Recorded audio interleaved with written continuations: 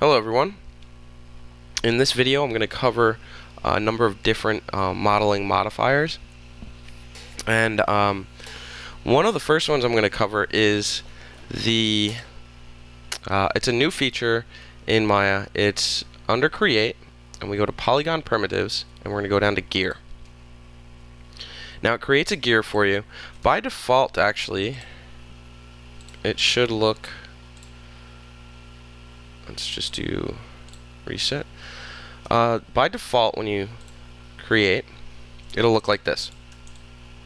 Now, one of the first things I want to do is I want to change the settings on this particular gear, and I don't want to have to do all this like extruding and things like that, deleting faces and merging vertices. I simply just want to be able to just change it. And they included that in this cool little gear here. So if you go to Attribute Editor, we can change everything from the sides, the radius, and let's just say you wanted to have less. It'll easily just slide right around and create more or less gears.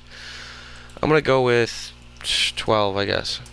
Now, another thing, the radius, it'll change the actual radius of the gear itself, and the internal radius also. Let me make this a little bit bigger, and then you'll be able to see better. There we go. So, and that's a really, really important feature, depending on what you're going to have this gear wrapped around. Now, I think it's included primarily in this version of Maya with the popularity of 3D printers, and a lot of people use gears to design things in their own work. So I have a strong belief that that's one of the major reasons why they included this really neat, easy to create gear. Anyway, besides the point, all other settings you can change are right over here. And height divisions, and that would be the amount of geometry it has. In this case, you really don't need that much, but I'm going to stick with like 6. And then gear spacing, this will change the spacing of the gear. Really neat. Gear offset, how large they are.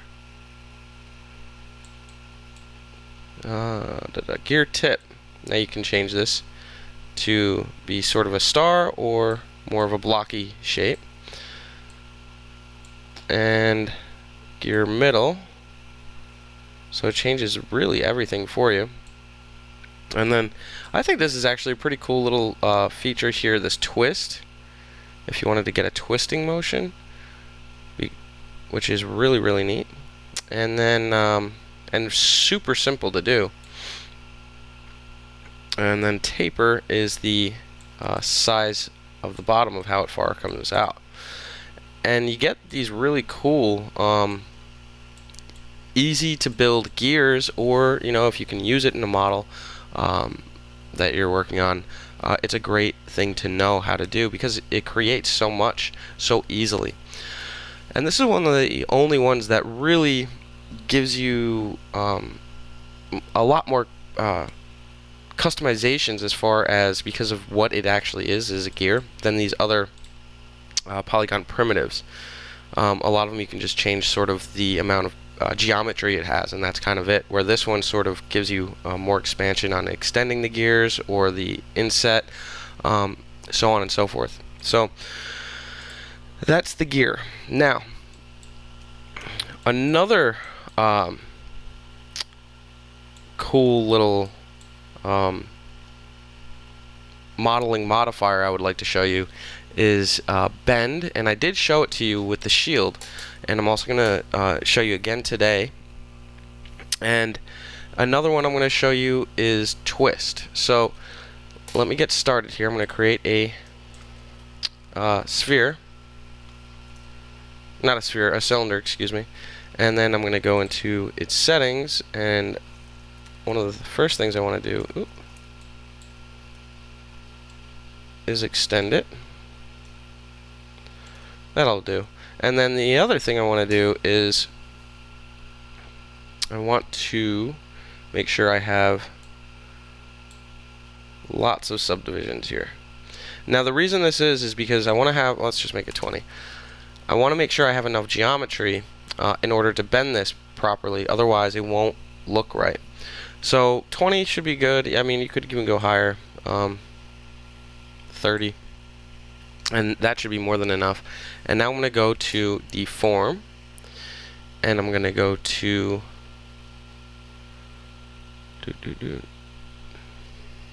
under the modeling here, deform, come on, and nonlinear, and bend.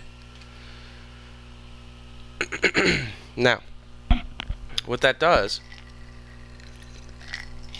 excuse me, what that does, if I go in my attribute editor, now I can go ahead and adjust the curvature,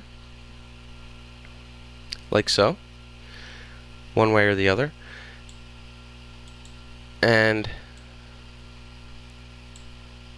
the other thing is I can change the, actually I have to have this bent some way to show you, the low bound and high bound. Now what that is you see here, it starts to only affect the one side. Once I pass 0, it should go. There it is. And then also it can do the high bound, so you can get some really neat little easy to create shapes. Alright.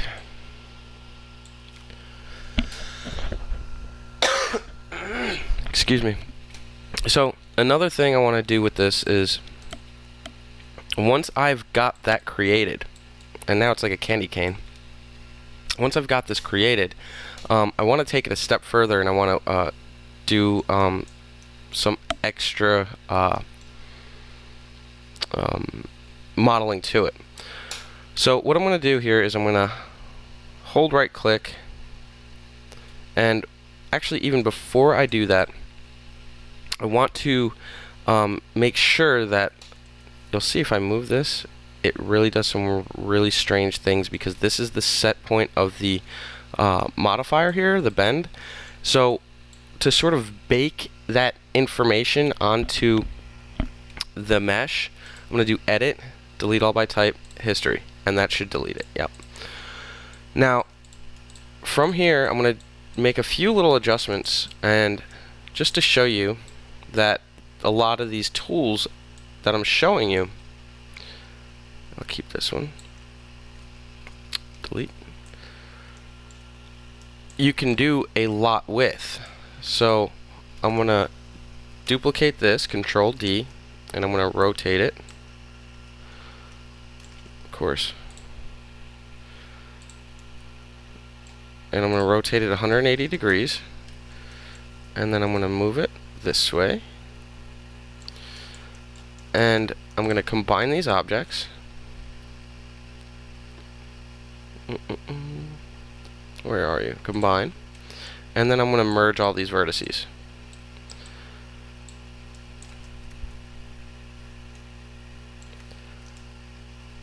Merge vertices, merge vertices. And that should do it. It's always good to double check by just shifting one around to see if it worked, and it did. And now I've got this cool little U shape, or whatever you want to call it. Now the next thing I want to show you, I'm also going to use a cylinder, is I'm going to rotate this.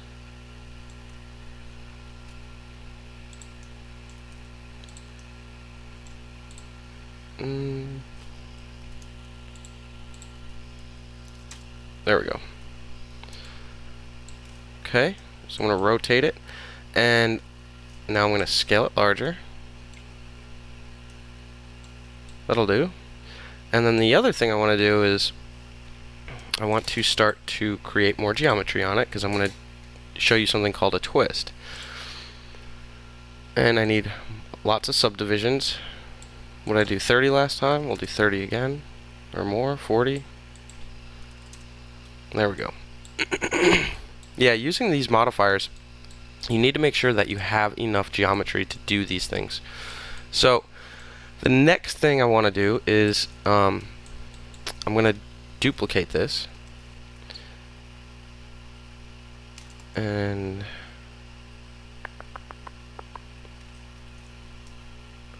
I'm going to switch to my side viewport really quickly.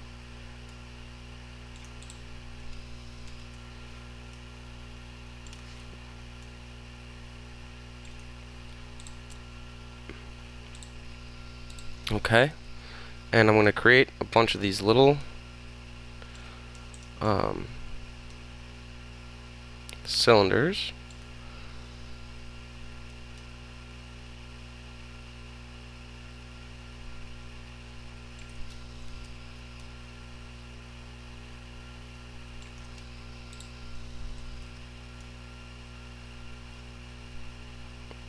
Okay, and that should do it.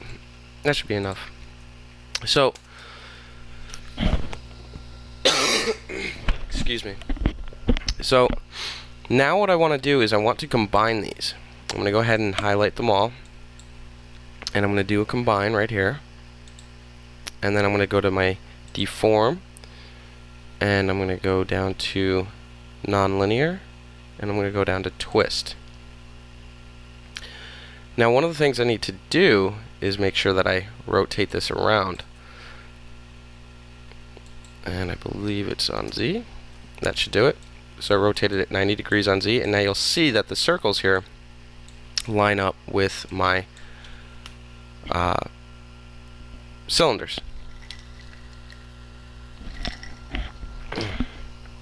So, now, in my attribute editor, under twist 1,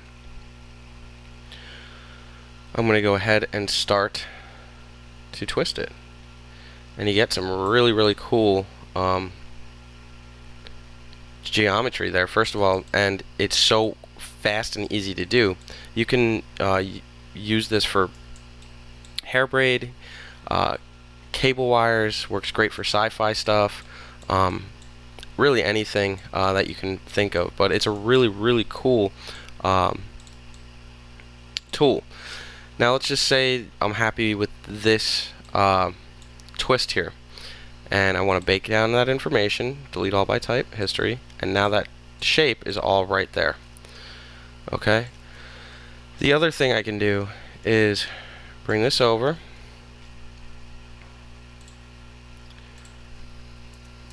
and I can start to do some nifty little things. I like to show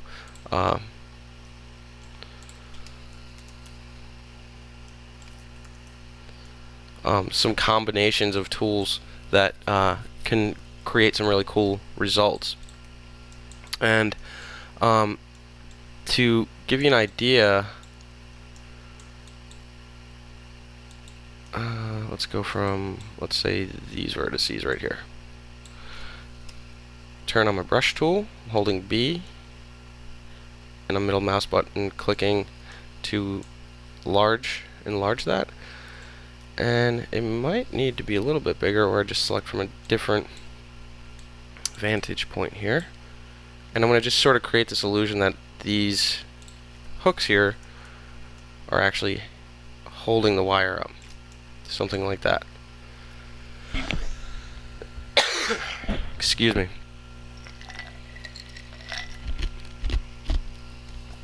So, sorry about that. So now I've got sort of these brackets holding up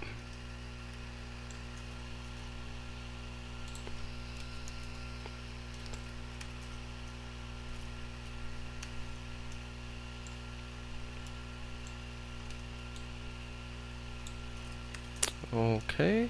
I just created a polyplane.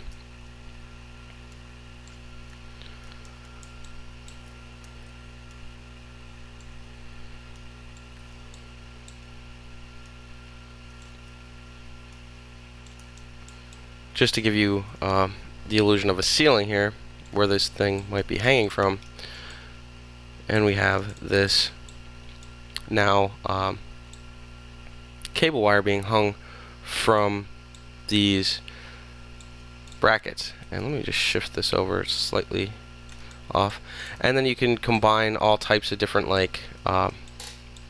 things to create a cool little sci-fi room or whatever whatever you can utilize these for. I want you to play around with other modeling modifiers under deform, nonlinear, and try some of these other ones. Maybe the squash is probably pretty cool.